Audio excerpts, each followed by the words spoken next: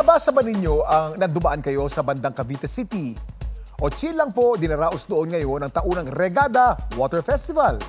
At makakasama po natin siya mismo sa kanyang kwentong kalye, si Jem Encinas. Jem?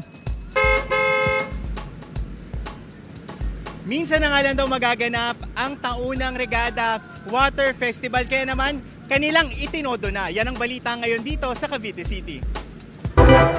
Walang hupay na basaan, kasiyahan, at sayawan. Kaya hindi katakatakang dinadagsa ang taunang pagdiriwang ng Regada Water Festival sa Cavite City. Ang kahabaan ng Padre Pio Street aaklayang inuulan dahil sa kaliwat ka ng sprinkler na inilagay para mambasa.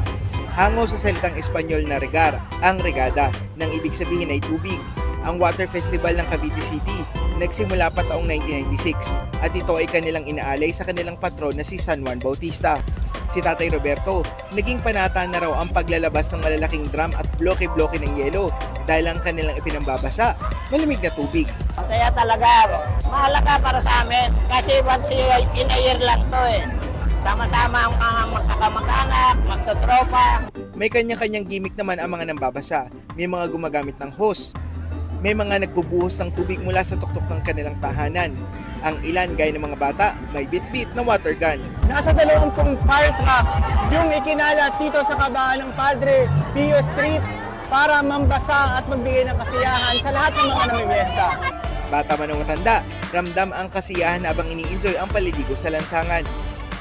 Bukod sa basaan, mayroon ding sumbasaan, dance contest sa kalye, foam party, palaruan para sa mga bata at free concert. Ang selebrasyon ng Regada Water Festival ay pasasalamat daw nila sa biyayang natatanggap ng kanilang bayan.